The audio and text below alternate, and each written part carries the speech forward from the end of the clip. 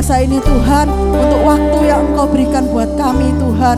Kalau kami dapat sama-sama Tuhan mengikuti ibadah, walaupun dari jauh Tuhan, tapi kami yakin Engkau ingin hadir di tengah-tengah kami Tuhan, anak-anak-Mu yang ingin sungguh-sungguh mencari Engkau, ingin merasakan hadirat-Mu, ingin merasakan kuasa-Mu Tuhan di tengah kebaktian ini Tuhan. Bapa, kami sambut Tuhan, kuasa-Mu, kehadiran-Mu hanya di dalam nama Tuhan Yesus Kristus. Kami berdoa, mari kita sama-sama katakan amin. Yes, oke Kak Ana, udah siap untuk menyembah, memuji Tuhan? Siap dong. Kita mau yel-yel satu kali.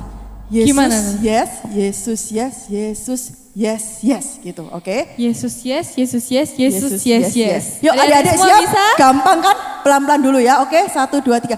Yesus, yes, Yesus, yes, Yesus, yes, yes. Gampang kan? Ayo lebih semangat lagi. Yang masih duduk, ayo berdiri. Ayo, tangannya dipakai ya. Kalau Semangat, yang ayo pertama, adik-adik. kanan dulu, kiri dulu, lalu dua-duanya, oke? Oke, Kalau tante nggak bisa karena pegang mic ya, oke? 1, 2, 3. Yesus, yes, Yesus, yes, Yesus, yes, yes. Oke, kita siap nyanyikan lagu yang pertama lah, yuk. Yuk, tepuk tangan yuk, sama-sama yuk. Yang bisa nyanyi lebih keras ya adik-adik. Pasti bisa. Siap gerakannya? Yuk.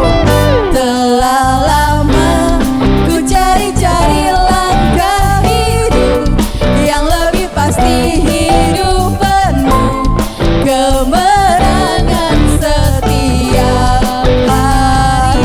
Suatu saat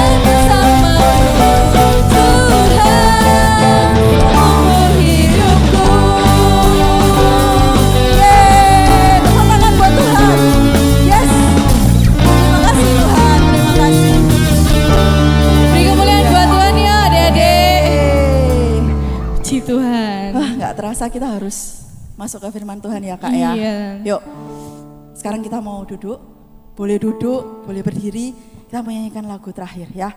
Kita ambil sikap yang baik, kita hargai firman Tuhan yang mau disampaikan. Oke?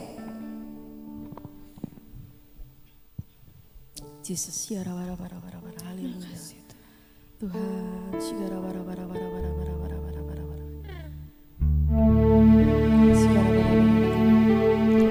adik-adik, Tuhan tuh selalu rindu loh dekat sama kita. Dia rindu selalu dengar suara kita. Yuk, kita yang mau sungguh-sungguh untuk Tuhan, ambil waktu, nyanyikan sama-sama lagu ini dari refnya. Makasih Tuhan.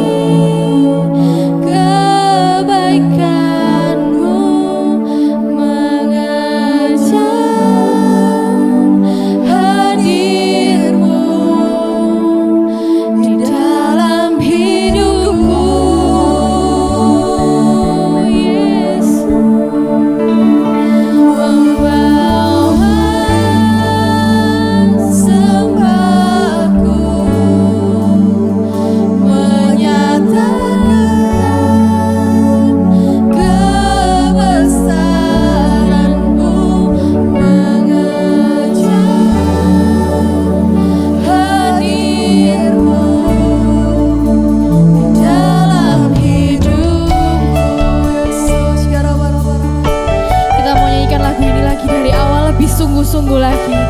Terima kasih Tuhan. Katakan dekat padamu.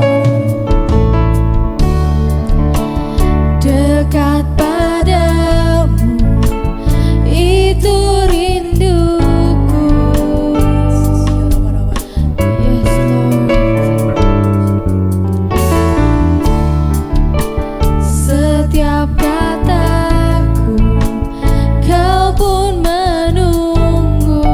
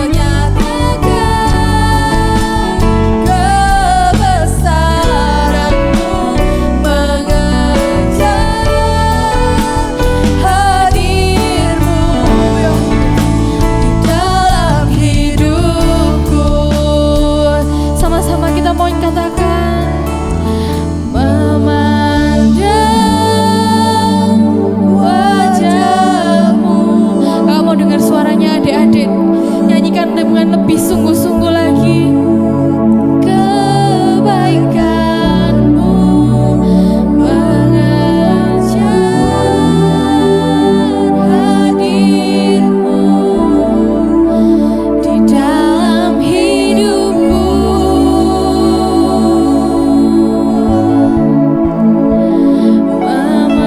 Memandang sembahku, menyatakan kebesaran-Mu, mengejar hadir-Mu di dalam hidupku. Sama-sama katakan, memandang wajah-Mu, mengikuti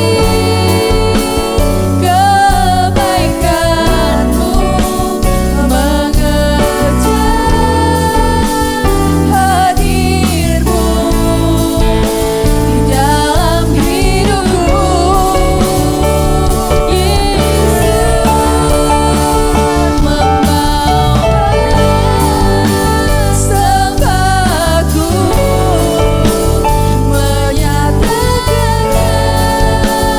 kebesaran-Mu,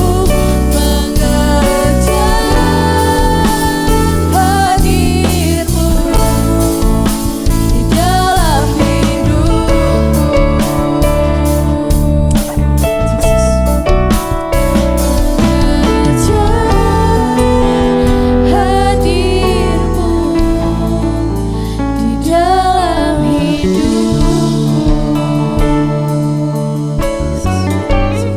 Makasih Tuhan, makasih Tuhan. Walaupun dengan waktu yang singkat Tuhan, tapi terima kasih untuk lawatan-Mu Tuhan. Terima kasih untuk kehadiran-Mu Tuhan. Tuhan, Kau siap Tuhan, Kau siap Tuhan menjamah setiap hati anak-anak-Mu yang sudah siap mendengarkan firman Tuhan. Tuhan, buat untuk yang masih ingin main-main, Engkau yang jamah ya Tuhan. Supaya mereka bisa duduk diam seperti Maria Tuhan, dan siap menerima berkat firman Tuhan yang akan disampaikan. Biar Engkau yang memakai mulut lidah hamba-Mu Tuhan, sehingga apa yang disampaikan benar-benar adalah pesan untuk setiap anak-anak-Mu yang rindu akan Engkau. Terima kasih Bapak yang baik, terima kasih Tuhan Yesus. Yuk sama-sama kita katakan, amin. Halo, apa kabar semua yang dikasih Tuhan? Shalom. Puji nama Tuhan. Kita semua sudah memuji nama Tuhan. Bahkan kita sudah menyembah namanya. Biarlah semua yang bernafas memuji nama Tuhan. Sebab memang hanya Tuhan satu-satunya Allah yang hidup, Allah yang layak untuk disembah dan ditinggikan. Amin. Puji nama Tuhan. Kalau minggu kemarin kita semua sudah belajar tentang naik dan datang kembali, yang menceritakan bagaimana Tuhan Yesus 2000 tahun yang lalu sudah naik ke surga, dan satu saat lagi, tidak lama lagi, Tuhan Yesus akan datang kembali untuk menjemput orang-orang yang mau percaya dan benar-benar mengasihi Tuhan. Salah satu tanda orang yang naik ke surga waktu Tuhan Yesus datang menjemput, yaitu orang yang mau mendengarkan nasihat. Amsal 12 ayat yang ke-15 dikatakan, orang yang mau mendengar nasihat itu adalah orang yang bijaksana. Terlebih nasihat yang diambil dari firman Tuhan itu adalah kebenaran yang hidup, kebenaran yang memerdekakan, yang akan membawa kita untuk bisa masuk ke dalam kerajaan Bapa yang baik. Amin. Tidak berlama-lama lagi, ayo kita siapkan hati, pikiran untuk kita mau fokus mendengar firman Tuhan yang akan disampaikan. Sampai jumpa, Tuhan Yesus memberkati. Puji Tuhan, shalom anak-anak. Pada hari ini kita mendapat kesempatan lagi, mendapat kemurahan Tuhan lagi untuk bisa mendengarkan firman Tuhan. Hari ini kita akan belajar satu tema, yaitu mendengar nasihat. Mendengar nasihat. Nanti anak-anak bisa membaca di dalam 1 Raja-Raja pasal 12 ayat 1 sampai yang ke-17 ya. Baik. Sebelumnya saya akan membacakan ayat mas atau ayat hafalan yang terdapat di dalam Amsal 19 ayat yang ke-20. Anak-anak di rumah bisa membuka Alkitab, siapkan ya. Saya bacakan dari terjemahan baru, bunyinya demikian. Amsal 19 ayat yang ke-20. Dengarkanlah nasihat dan terimalah didikan, supaya engkau menjadi bijak di masa depan. Amin. Anak-anak,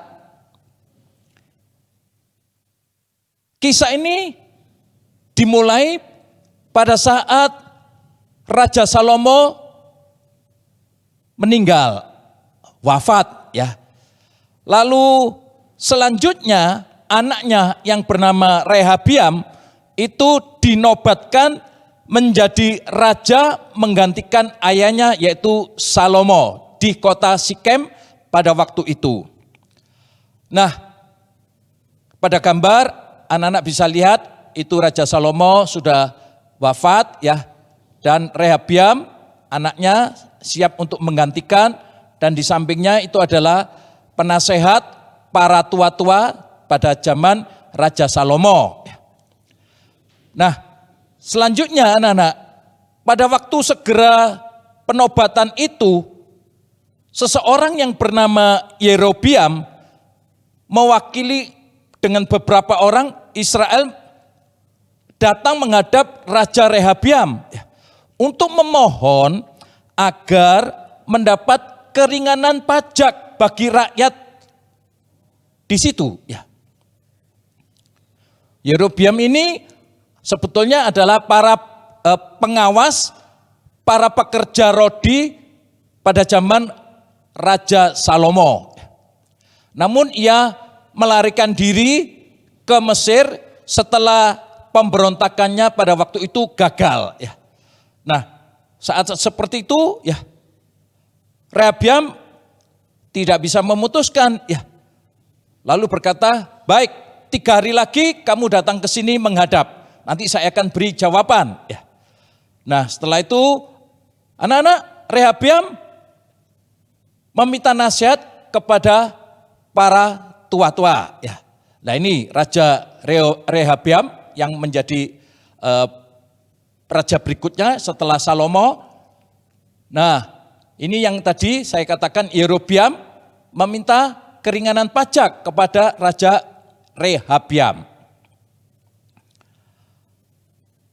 Setelah Yerobiam dijanjikan 3 hari lagi menghadap, lalu Rehabiam meminta nasihat kepada para tua-tua yang mendampingi Raja Salomo pada waktu itu, ya. Nah, Rehabiam meminta nasihat kepada para tua-tua itu. Nasihatnya apa bunyinya? Anak-anak bisa membaca di dalam 1 Raja-Raja 12 ayat yang ke-7. Saya bacakan ya nasihat yang disampaikan oleh para tua-tua itu. Yaitu 1 Raja-Raja 12 ayat yang ke-7. Mereka berkata, jika hari ini engkau mau menjadi hamba rakyat, mau mengabdi kepada mereka dan menjawab mereka dengan kata-kata yang baik, maka mereka menjadi hamba-hambamu sepanjang waktu. Jadi nasihat dari para tua-tua itu adalah intinya agar memberi keringanan pajak, karena Raja Rehabiam itu adalah abdi atau melayani rakyat. Nah, itu nasihat dari para tua-tua itu. Lalu Rehabiam tidak berkenan akan nasihat dari para tua ini, lalu dia memanggil dan meminta nasihat kepada orang-orang muda yang sebaya yang mendampingi Rehabiam di kerajaan itu, ya. Lah, penasihat orang-orang muda ini diminta nasihat, bagaimana saya menjawab pertanyaan orang-orang ini tentang keringanan pajak? Apa yang dijawab oleh penasihat orang-orang muda ini, anak-anak? Kita baca di dalam 1 Raja-Raja 12 ayat yang ke-10 dan ke-11. Saya bacakan ya. Oke, bunyinya demikian. Lalu orang-orang muda yang sebaya dengan dia itu berkata, beginilah harus kau katakan kepada rakyat yang telah berkata kepadamu, ayahmu telah memberatkan tanggungan kami, tetapi engkau ini berilah keringanan kepada kami. Beginilah harus kau katakan kepada mereka, kelingkingku lebih besar daripada pinggang ayahku. Maka sekarang ayahku telah membebankan kepada kamu tanggungan yang berat, tetapi aku akan menambah tanggungan kamu. Ayahku telah menghajar kamu dengan cambuk, tetapi aku akan menghajar kamu dengan cambuk yang berduri besi. Nasihat yang diberikan orang-orang muda ini, anak-anak, itu lebih berat, lebih keras, ya. Jadi nasihatnya supaya pajaknya tidak diperingan, tapi malah diperberat, ditambah, ya, supaya makin banyak pajak yang harus dibayar. Rehabiam mendengar nasihat ini ya dari orang-orang muda ini, wah dia senang, ya ini yang cocok. Nah, kemudian 3 hari kemudian Yerobeam datang hadir di situ, ya, ingin mendapat jawaban dari Raja Rehabiam bagaimana tentang permohonan keringanan pajak ini. Nah, kemudian Rehabiam ya menjawab seperti yang disampaikan oleh para penasihat orang-orang muda itu, ya, anak-anak. Wah, mulai kisah ini lebih seru, ya, anak-anak. Ya, disampaikanlah kepada Yerobeam oleh Rehabiam ini. Wah, seperti anak-anak lihat seperti itu, ya. Wah, kelingkingku lebih besar daripada pinggang ayahku, ya. Jadi intinya pajaknya ditambah, ya. Wah, akhirnya Yerobeam tidak bisa menerima itu karena dia mengharapkan keringanan pembayaran pajak, ya. Nah, kemudian terjadi ya mungkin perdebatan begitu ya, tapi akhirnya ya sudah, itu keputusan dari Raja Rehabiam bahwa pajak akan ditambah lebih berat lagi. Nah, apa yang terjadi?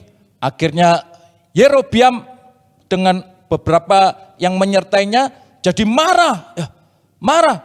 Sudah, kalau begitu kita berdiri sendiri saja, ya. Akhirnya mereka pergi ya dengan kemarahan yang besar, ya. Lalu terjadilah perpecahan di dalam kerajaan Israel pada waktu itu.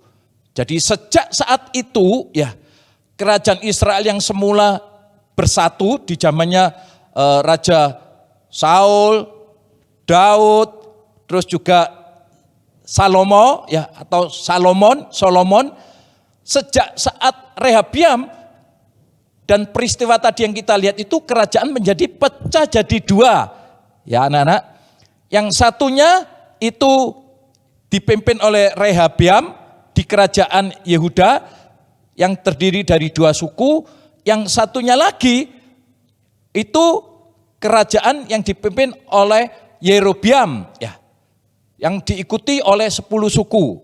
Jadi sejak saat itu kerajaan pecah jadi 2. Kalau secara peta anak-anak bisa lihat di gambar ini ya. Jadi kerajaan yang di utara, yang di atas itu ya, itu adalah kerajaan Israel ya. Anak-anak lihat di peta itu ada kota Sikem di mana Rehabiam tadi dinobatkan. Terus kemudian ibu kota dari kerajaan utara itu adalah Samaria. Anak-anak lihat di titik yang kedua itu ada tulisan itu Samaria dengan rajanya Yerobeam. Sedangkan satunya lagi itu adalah kerajaan selatan ya, yang dipimpin oleh Rehabiam ya. Berkedudukan ibu kotanya di Yerusalem. Nah, sejak saat itu mulailah kerajaan ini sendiri-sendiri ya. antara kerajaan yang di utara Israel dengan yang di selatan Yehuda. Terjadi perebutan, pertengkaran, peperangan dan lain sebagainya. Ini sangat seru anak-anak ya. Nah, kita akan lihat di dalam bagian berikutnya ini ya. Begitu pentingkah nasihat itu anak-anak?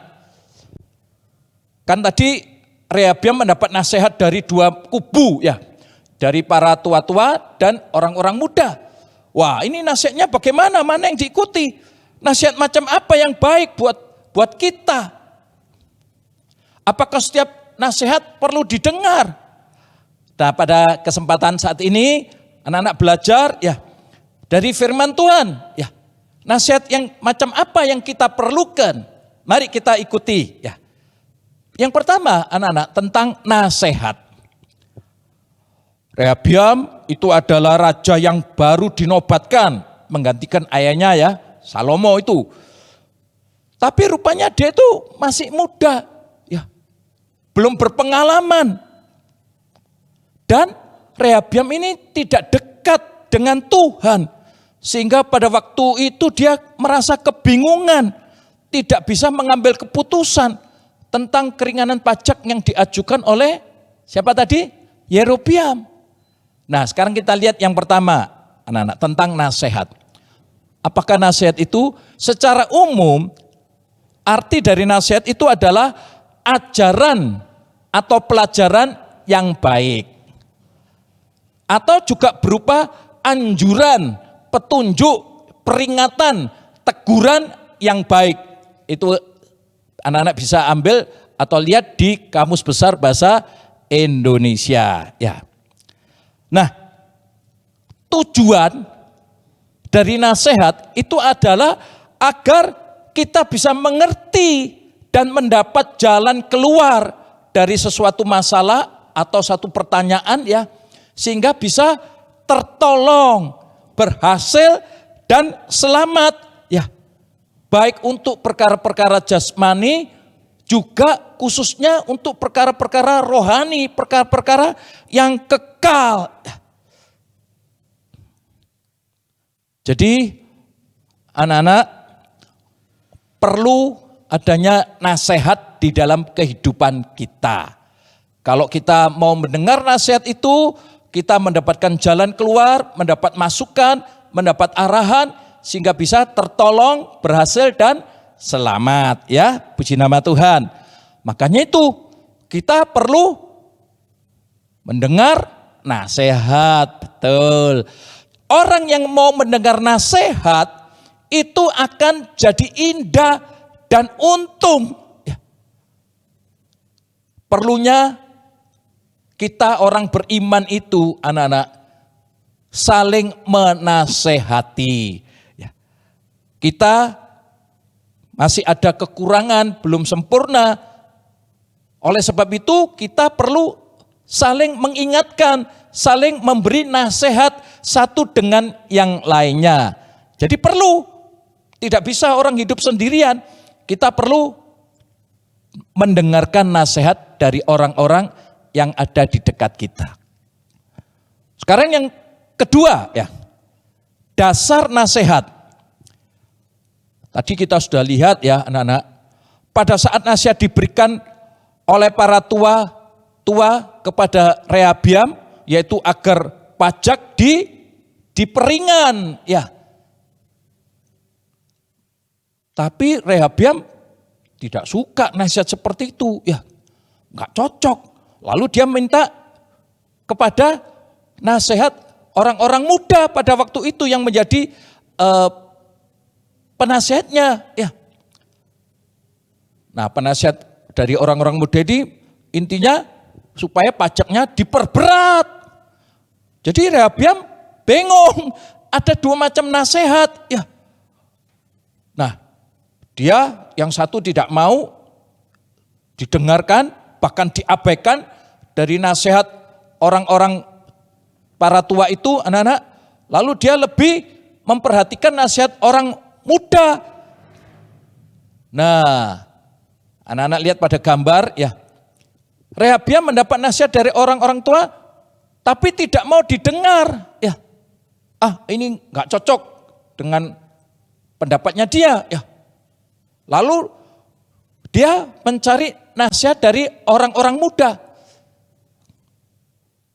Nah, nasihat dari orang-orang muda ini anak-anak didengarkan sama si Rehabiam, lalu dia mengambil keputusan. Keputusannya seperti itu tadi. Kerajaannya pecah jadi dua, terpecah menjadi dua. Waduh, kerajaan yang sebelumnya dipegang oleh Salomo begitu megah ya, mencapai puncak kejayaan, tapi pada waktu dipegang oleh Rehabiam, kerajaan itu justru mengalami kemunduran, bahkan mengalami perpecahan. Ya. Wah, ini menjadi pelajaran bagi kita anak-anak. Kalau ada dua macam nasihat ini, mana yang harus didengarkan? Kan begitu ya. Apakah yang menjadi dasar untuk kita bisa mendengar nasihat yang sesuai dengan firman Tuhan? Nah, saya akan membacakan satu ayat yang terdapat di dalam Yakobus 1 ayat yang ke-5. Ya. Dari terjemahan baru bunyinya demikian. Tetapi apabila di antara kamu ada yang kekurangan hikmat, jadi misalnya bodoh, bingung, gak mengerti, itu kan kekurangan hikmat. Hendaklah ia memintakannya kepada siapa? Ya, kepada Allah yang memberikan kepada semua orang dengan murah hati dan dengan tidak membangkit-bangkit, maka hal itu akan diberikan kepadanya. Anak-anak yang merasa kekurangan hikmat, sering bingung dan lain sebagainya, hendaklah engkau meminta hikmat itu kepada Allah supaya engkau diberikan hikmat. Karena Tuhan itu adalah sumber hikmat. Rehabiam ini tidak dekat dengan Tuhan, makanya itu dia tidak dapat hikmat untuk bisa memutuskan sesuatu dalam kehidupannya. Nah, apa yang menjadi dasar bagi kita semua pada waktu mendengar nasihat? Tidak semua nasihat kita dengarkan. Ya, ada yang baik, ada yang salah. Ya, seperti Rehabiam ini tadi mendapat dua nasihat yang berbeda, bahkan bertentangan. Nah, ini anak-anak yang pertama. Dasar firman Tuhan tentang nasihat yang benar itu pertama adalah firman Tuhan benar. Jadi kita mendengar nasihat yang berdasarkan firman Tuhan. Mengapa demikian? Ayo coba anak-anak. Mengapa? Sebab firman Tuhan itu adalah kebenaran. Anak-anak bisa dibaca di dalam Yohanes 17 ayat yang ke-17. Alkitab atau firman Tuhan itu adalah patokan, ukuran dalam segala segi kehidupan kita sehari-hari. Dalam pikiran, dalam perbuatan, perkataan, semuanya itu harus berpatokan pada firman Tuhan. Harus sesuai dengan firman Tuhan. Sehingga hidup kita berkenan kepada Allah. Jadi kalau ada seseorang memberi nasihat kepada kita, kita dengarkan. Ya. Kalau nasihat itu cocok dengan firman Tuhan, maka nasihat itu harus didengar, anak-anak. Harus didengar, diperhatikan, dan dilakukan dalam kehidupan kita.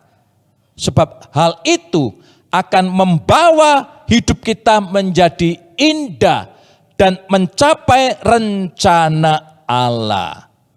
Jadi kalau ada nasihat yang cocok dengan firman Tuhan, bukan cocok dengan pendapat kita, bukan. Oh, ini cocok dengan firman Tuhan. Ya, maka kita harus mendengar dan melakukannya. Sehingga kehidupan kita nanti akan menjadi indah sesuai dengan firman Tuhan. Namun bila nasihat itu anak-anak tidak cocok atau bahkan bertentangan dengan firman Tuhan, maka kita tidak perlu mendengarkan ya nasihat itu. Misalnya, kalau kamu dipukul, kamu balas saja. Wah, kalau ada nasihat seperti begitu, tidak boleh dilakukan. Berarti itu bertentangan dengan firman Tuhan, anak-anak. Tidak perlu didengar, bahkan harus ditolak. Karena membawa kita jauh dari Tuhan. Dan bisa jatuh dalam dosa. Juga pada waktu anak-anak masih ingat Hawa, waktu dia sendirian di dekat pohon itu ada ular ya, ular itu adalah gambaran dari iblis ya. Nah, Hawa dia memberi kesempatan kepada si ular untuk berbicara. Ular diberi kesempatan untuk diberi waktu anak-anak. Nah, akhirnya Hawa ini bergaul sebentar saja dengan si ular, lalu diputar balik kebenaran firman Tuhan, lalu ular memberi nasihat.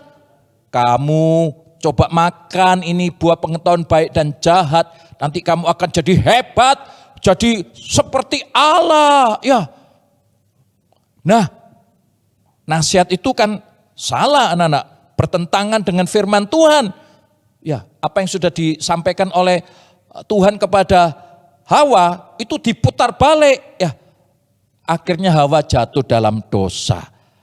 Jadi kalau ada nasihat yang tidak sesuai dengan firman Tuhan, jangan didengar, bahkan harus ditolak ya. Jadi dasar yang pertama itu adalah firman Tuhan ya. Kita harus dengarkan baik-baik. Kalau cocok, nasihat itu cocok dengan firman Tuhan, ya dengarkan, taati, dan itu akan menjadi sesuatu yang indah. Tapi sebaliknya, kalau nasihat itu tidak cocok dengan firman Tuhan, ya jangan didengar. Jadi kalau tidak cocok, jangan didengar. Kalau didengar, wah, nanti akan jadi celaka. Anak-anak seperti Hawa itu ya. Nasihat yang salah didengarkan. Ya, kalau kamu nilainya kurang daripada repot-repot, contek aja itu temanmu. Atau kamu nyuruh orang lain, suruh kerjakan, lalu nanti kamu tulis namamu sendiri di situ. Nah, kalau ada seperti itu ya, nasihat seperti itu ya, yang tidak cocok dengan firman Tuhan, jangan didengarkan, ditolak. Ya. Kalau engkau dengarkan, wah nanti jadi masa depanmu jadi tidak baik. Karena melanggar firman Tuhan. Yang kedua, dasar dari nasihat yang kita dengar itu adalah tadi Alkitab. Yang kedua, itu adalah Roh Kudus. Roh Kudus itu adalah roh kebenaran. Ya. Yang mendampingi kita, mendampingi anak-anak di dalam kehidupan sehari-hari, sehingga dia bisa menolong, mengingatkan kita akan firman Tuhan, sehingga hidup kita itu sesuai dengan firman Tuhan. Anak-anak, kalau hidup kita ini sesuai dengan firman Tuhan, maka hidup ini adalah hidup yang bahagia menurut firman Tuhan. Jadi firman Tuhan itu adalah patokan kita. Firman Tuhan itu adalah kebenaran. Makanya itu kita perlu berdoa agar Roh Kudus memenuhi hidup kita. Dan kita mau dipimpin oleh Roh Kudus. Kalau Roh Kudus memimpin kita, enak anak-anak. Kalau ada salah jalannya, Roh Kudus mengingatkan, lalu kita kembali kepada jalan yang benar sehingga tidak sampai berdosa. Kalau ada Roh Kudus selalu mendampingi, mengarahkan kita, memberi nasihat di dalam kehidupan kita. Jadi firman Tuhan dan Roh Kudus itu menyertai di dalam kehidupan kita masing-masing. Itu yang terbaik anak-anak. Tentu nanti kita akan lihat ya, selain itu, selain firman Tuhan dan Roh Kudus, nasihat itu juga akan kita dapatkan dari orang-orang lain, misalnya orang tua, guru kita, gembala sidang atau guru-guru di sekolah minggu, ya. Nanti kita akan lihat lebih lanjut. Jadi kita perlu dipenuhi oleh Roh Kudus sehingga kita diberi kemampuan, kuasa, hikmat dan pengertian untuk dapat mendengar nasihat serta mentaatinya. Ya. Saya akan bacakan di dalam Amsal 12 ayat yang ke-15. Bunyinya demikian dari terjemahan baru. Jalan orang bodoh itu lurus menurut dalam anggapannya sendiri, tetapi siapa yang mendengarkan nasihat ia bijak. Dalam terjemahan lama, mendengarkan itu artinya menurut, dikatakan menurut. Jadi kalau ada orang yang percaya kepada Tuhan, ya, tetapi dia seenaknya sendiri, berjalan menurut jalannya sendiri, maka dia akan menjadi orang bodoh. Tetapi siapa yang mendengarkan nasihat dari firman Tuhan, dari Roh Kudus, juga dari orang-orang yang menjadi tanggung jawab kita, itu akan menjadi bijak. Karena dia mendapatkan nasihat yang baik. Dia melakukannya. Nah itu anak-anak. Saya teruskan ya. Pada waktu ayah dari Rehabiam yang bernama siapa tadi? Salomo, ya. Pada saat Raja Salomo, ya, itu mau menjadi raja, ya. Pada saat itu Salomo berdoa, mohon kepada Tuhan supaya dia diberi hikmat, kebijaksanaan dalam pemerintahannya, anak-anak. Ini permulaannya yang baik. Salomo minta hikmat kepada Tuhan. Karena Tuhan itu adalah sumber dari segala hikmat Allah. Luar biasa. Makanya itu anak-anak, mengapa kok Salomo itu menjadi hebat, luar biasa? Bukan karena dia, tetapi karena apa? Karena Salomo memohon hikmat yang dari Tuhan. Dia tidak meminta kekayaan, kehormatan, tapi dia minta hikmat kepada Tuhan supaya punya pengertian dan bisa memerintah dengan bijaksana sesuai dengan kehendak Tuhan. Nah, Salomo mendapatkan hikmat itu, makanya itu dia sampai luar biasa karena diberi hikmat oleh Tuhan, bisa memimpin dengan baik, dan pada waktu itu kerajaannya mencapai puncaknya yang luar biasa, sampai terkenal di luar negeri. Kerajaannya megah, mewah, dan mengalami kejayaan keamanan yang luar biasa. Anak-anak, itu Salomo, ayah dari Rehabiam. Jadi luar biasa oleh sebab dia berdoa mohon kepada Tuhan. Hal ini sangat berbeda dengan Rehabiam, anaknya ini yang menggantikan. Di dalam Alkitab tidak pernah disebutkan bahwa Rehabiam ini dekat kepada Tuhan atau memohon hikmat, berdoa. Tidak, anak-anak. Rehabiam ini pakai kekuatannya sendiri. Dia pikir dia sudah pandai jadi raja. Nah, bahkan anak-anak, Rehabiam ini tidak dekat dengan Tuhan, tidak memohon hikmat kepada Tuhan.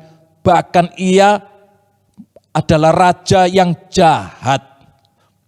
Raja yang jahat karena tidak dekat dengan Tuhan. Ya, tidak ada nasihat yang baik. Nasihatnya salah ya dari orang-orang muda itu.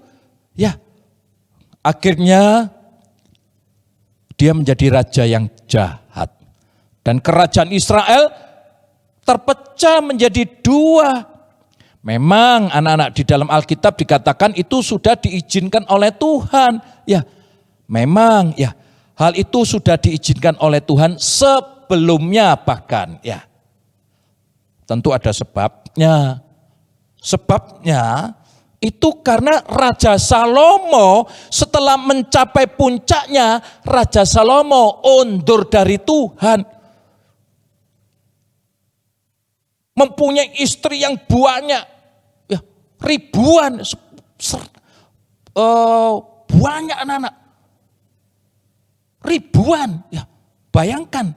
Belum lagi menyembah berhala, ya, luar biasa. Setelah maju, sukses mencapai puncak, Salomo undur dari Tuhan. Ini yang menjadi penyebab yang pertama kenapa kok kerajaan itu diizinkan Tuhan terpecah. Karena Salomo menyembah berhala. Berhalanya siapa? Ya istri-istrinya tadi yang ribuan tadi anak-anak.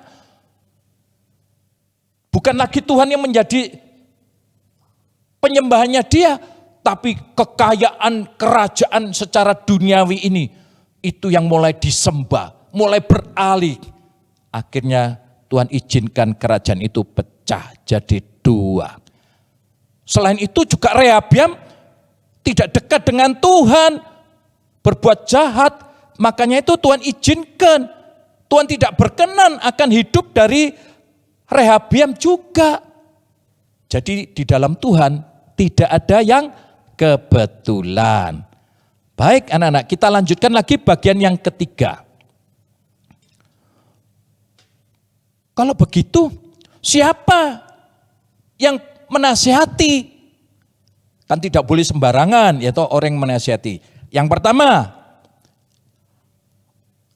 yang bisa menasihati kita itu adalah orang-orang yang menjadi tanggung jawab. Ya, tanggung jawab kita. Misalnya siapa? Orang tua, ya, terhadap anak-anaknya. Nah, itu orang tua wajib memberi nasihat yang baik kepada anak-anaknya. Jadi kalau anak-anak diberi nasihat oleh orang tua, dengarkan baik-baik, ya. Apalagi orang tuamu itu di dalam Tuhan. Dengarkan, taati, hormati orang tuamu dan nasihat-nasihatnya, maka itu akan membawa engkau kepada satu keindahan di dalam masa depanmu. Itu firman Tuhan katakan, ya. Jadi dengarkan kalau orang tuamu memberi nasihat, jangan dilawan. Sudah, jangan banyak bicara. Aku nggak mau, bosen. Mama ini, papa ini cerewet. Anak demikian tidak akan menjadi bijak. Itu anak yang bodoh. Tadi kan diberitahu oleh firman Tuhan, ya. Siapa yang mau mendengar nasihat dan menerima didikan, orang itu akan menjadi bijak di masa depan.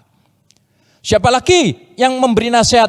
Yaitu gembala terhadap domba-dombanya. Kalau anak-anak di gereja itu ada gembala, yaitu antara lain guru-guru sekolah minggu.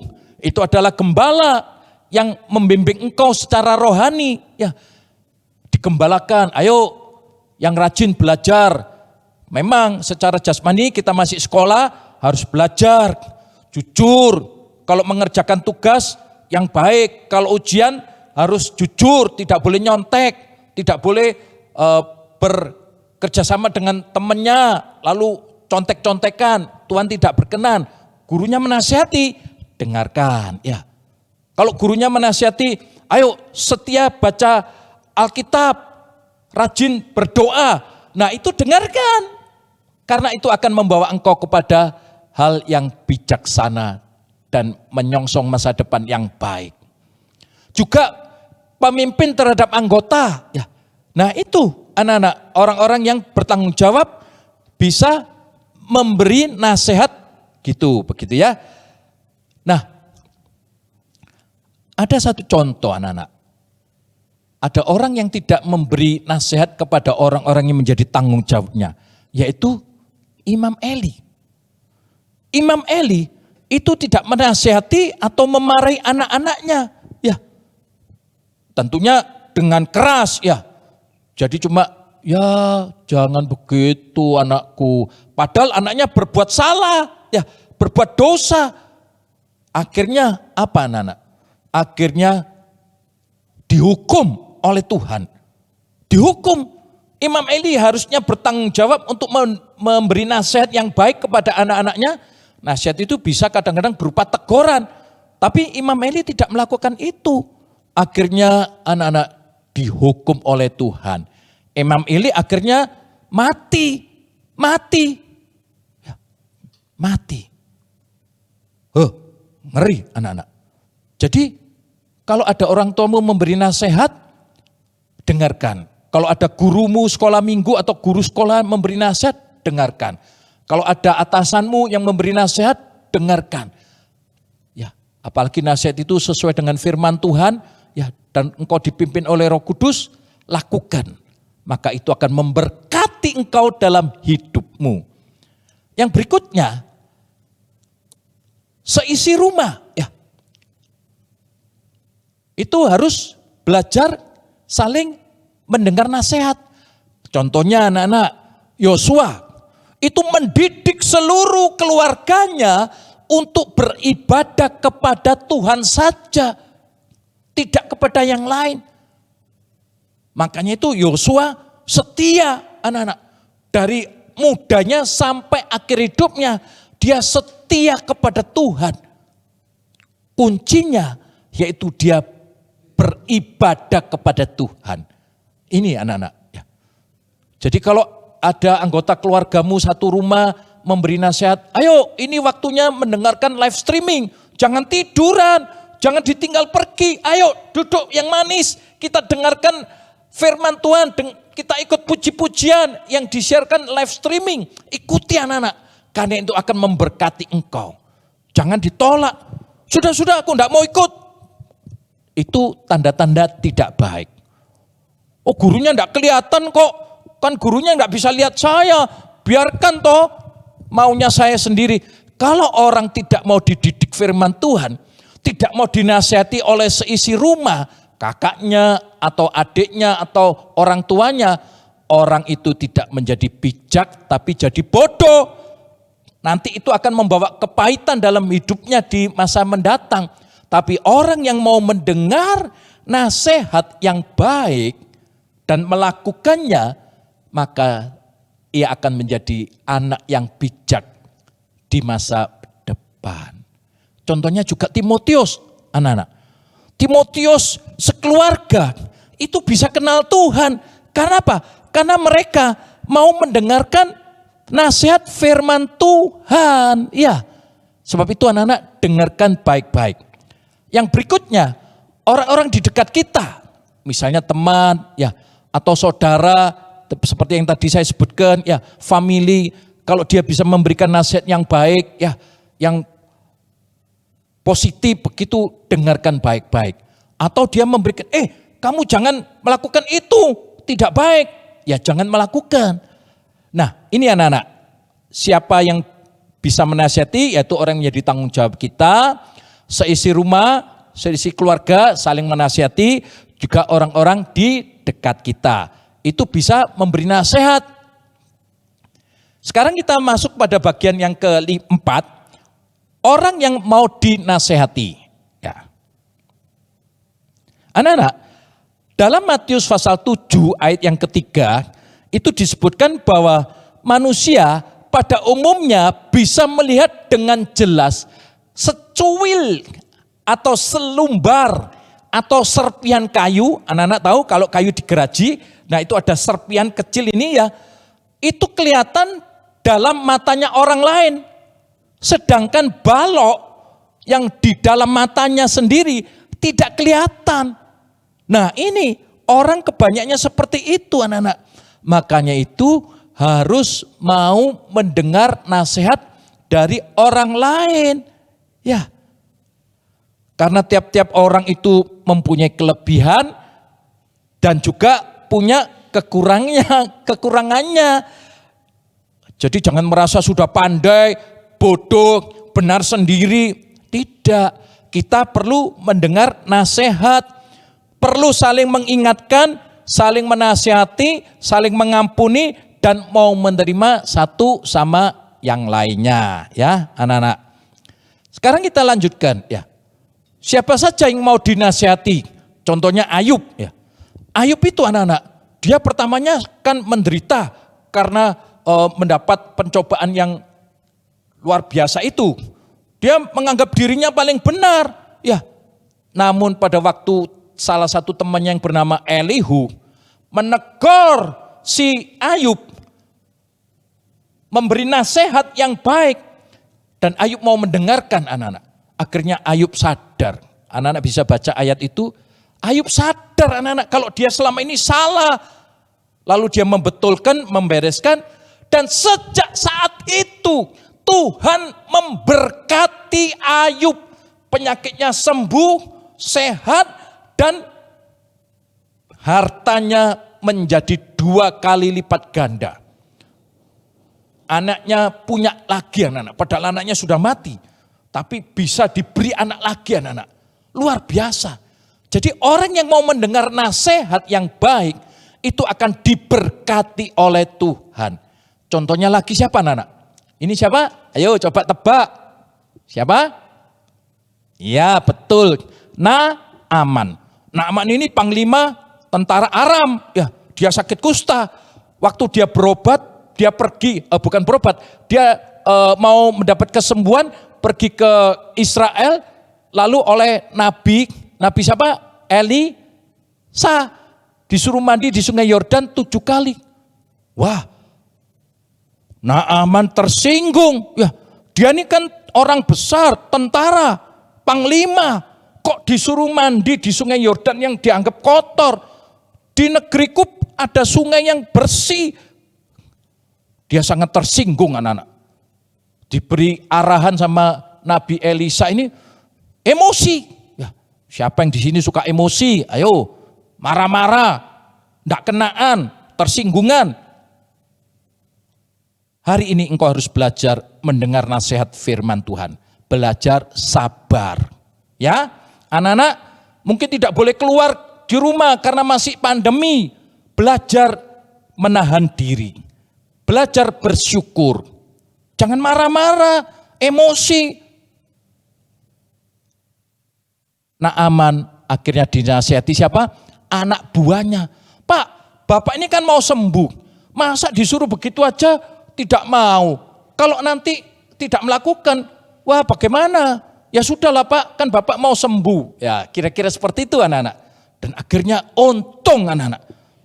Naaman ini mau mendengar, menurut nasihat dari anak buahnya sendiri. Dan apa yang terjadi? Naaman sembuh. Coba waktu itu Naaman tidak mau mendengar nasihat itu anak-anak. Maka ia akan pulang dengan penyakit kustanya yang masih melekat pada tubuhnya. Dia akan tetap menderita jasmani dan rohani. Namun puji nama Tuhan, Naaman sembuh dan menerima Tuhan dalam kehidupannya luar biasa. Ya, ini anak-anak. Jadi yang mau dinasihati itu Ayub, Naaman. Ya. Dan juga Tuhan katakan orang muda atau orang tua harus belajar untuk mau mendengar nasihat. Orang muda yang mau dinasihati itu bisa jadi bijaksana. Juga orang tua itu kan belum sempurna. Masih bisa salah ya.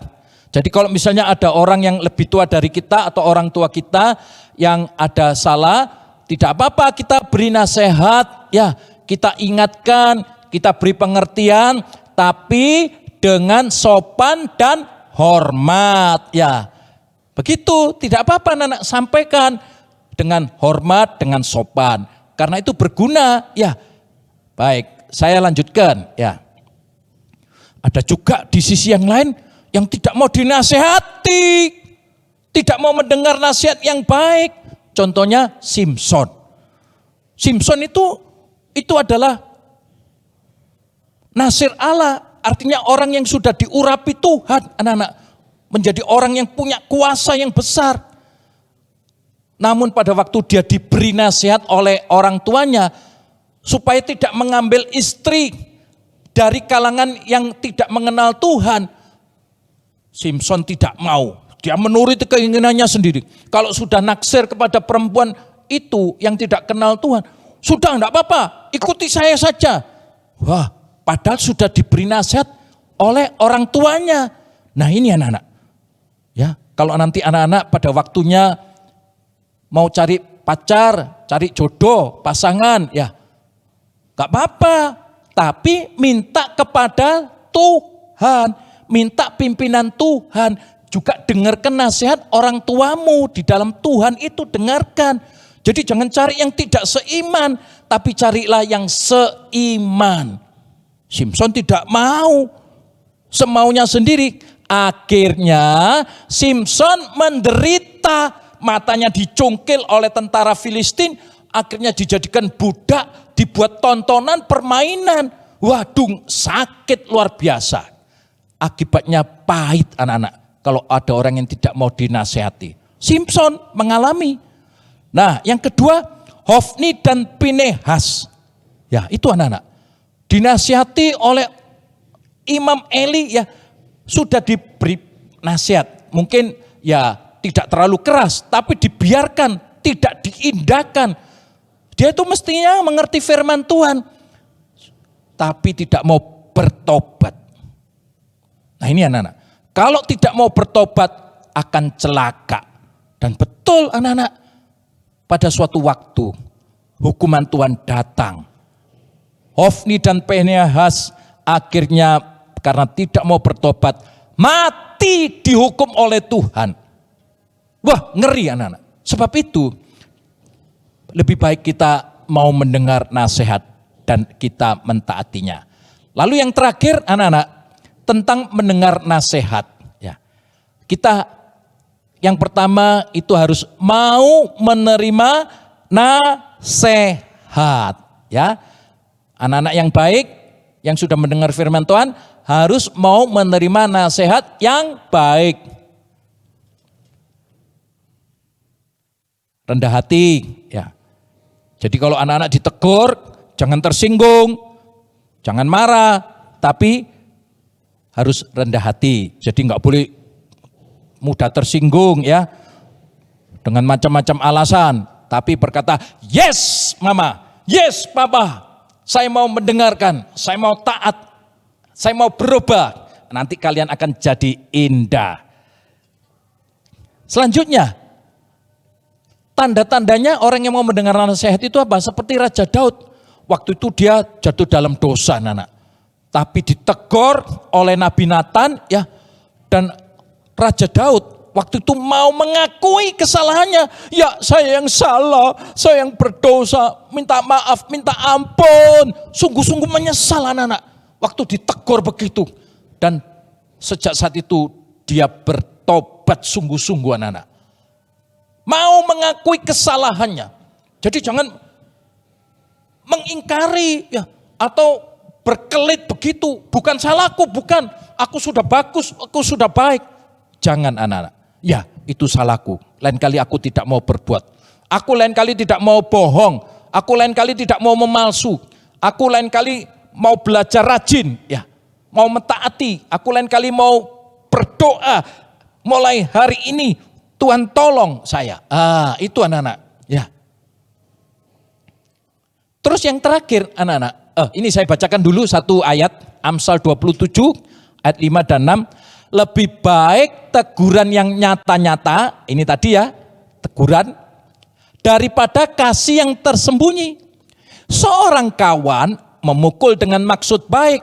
Tetapi seorang lawan mencium secara berlimpah-limpah. Jadi anak-anak kalau ditegur oleh orang yang di bawah pimpinan anak-anak, tanggung jawab, dengarkan baik-baik. Sebaliknya anak-anak juga bisa memberi nasihat kepada orang-orang yang ada di sekitarmu. Ya, mungkin itu ada sesuatu yang perlu engkau sampaikan, itu baik, sampaikan. Dengan rendah hati, dengan kuasa Tuhan, maka nasihatmu itu akan jadi berkat bagi orang lain. Kita lihat yang berikutnya. Tandanya orang mau mendengar nasihat, itu tahu berterima kasih anak-anak. Kalau engkau diberi nasihat oleh orang tuamu, oleh gurumu, ya, guru sekolah minggu, bagaimana sikap reaksimu? Oh, cerewet, nggak senang, ya. Kayak gitu terus. Jangan anak-anak, itu sifat tidak baik. Tandanya orang mau mendengar nasihat, dia berkata apa? terima kasih Mama, terima kasih Papa buat nasihatnya sehingga aku bisa besar sampai segini ini, itu karena Papa dan Mama. Itu akan berkenan kepada Tuhan, anak-anak. Ya. Ucapkan terima kasih kepada orang-orang yang sering menegur engkau, yang sering mengingatkan engkau, yang sering menegur engkau, yang sering memberi nasihat. Katakan terima kasih. Jangan marah-marah, apalagi tersinggung, ya jangan. Ya. Nah, itulah anak-anak. Oleh sebab itu anak-anak harus hormat dan taat kepada orang tuamu. Ikut yang akan membuat engkau bahagia. Baik ya. Nah, sekarang kita sampai di puncak atau akhir dari firman Tuhan ini. Sebagai kesimpulannya anak-anak, perhatikan baik-baik. Orang atau anak yang mau mendengarkan nasihat dan menerima didikan akan menjadi bijak di masa depan. Ya, puji nama Tuhan, kita akan akhiri di dalam doa. Ya, mari kita berdoa. Bapa dalam sorga yang kami kenal di dalam nama Tuhan Yesus, kami bersyukur atas firman-Mu sehingga kami mau mendengar nasihat yang baik yang sesuai dengan firman-Mu, agar kehidupan kami menjadi berkenan di hadapan Tuhan. Itu adalah kehidupan yang berbahagia. Terima kasih Bapak, Engkau berkati orang tua kami, mungkin masih dalam pergumulan dan lain sebagainya. Engkau kuatkan mereka, Engkau berkati mereka. Juga kami yang masih sekolah online ya Bapak, Engkau memberikan sukacita, damai sejahtera supaya kami tetap sekolah dengan baik sampai selesainya nanti ya Bapak. Dan kami percaya Engkau memberkati kami. Terima kasih Bapak. Tak lupa juga kami berdoa untuk guru-guru kami sekolah minggu, kepala sekolah minggu, pemilik rumah, juga gembala sidang kami di gereja kami ya Bapak. Engkau memberkati dengan hikmat, urapan, perlindungan dan kuasa-Mu agar dapat menggembalakan kami juga. Terima kasih Bapak. Tak lupa kami juga berdoa untuk bangsa dan negara kami, mulai dari Bapak Presiden sampai aparat yang paling bawah, TNI Polri, juga dokter, para medis, pejabat di atas sampai paling bawah. Engkau berikan hikmat supaya dapat mengatasi semuanya ini. Terima kasih ya Bapak buat kesempatan firman-Mu pada saat ini. Akhirnya mari anak-anak mengangkat tangan, terimalah berkat ini. Kiranya berkat dari Allah Bapa, kasih dari Tuhan Yesus Kristus, dan persekutuan Roh Kudus menyertai kami semuanya ini. Di dalam nama Tuhan Yesus. Haleluya. Amin. Puji nama Tuhan, Tuhan memberkati.